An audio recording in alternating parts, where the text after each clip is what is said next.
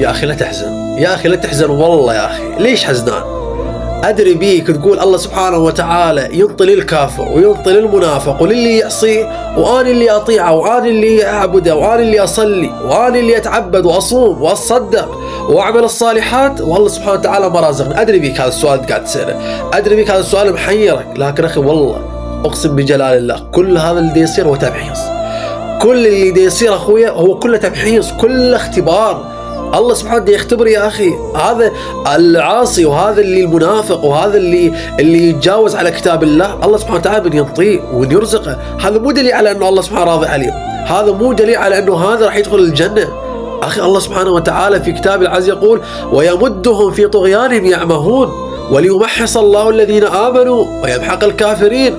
كل هاي آيات تدل على التمحيص، على الاختبار. والله احنا بامتحان، والله ثم والله احنا الآن في امتحان، إما أن يكرم المرء أو يهان. فأثبت أخي، اثبت وأصبر، اصبر على اللي قاعد تمر به، اصبر على الابتلاءات، اصبر على المحن والشدائد، وهذا كل اختبار من الله سبحانه وتعالى ليبلوكم أيكم أحسن عملا. فأحسن العمل وأحسن الجزاء وأحسن الاختبار وانجح بالامتحان، ونسأل الله سبحانه وتعالى أن يفرج همومنا وهمومكم. جزاكم الله خير.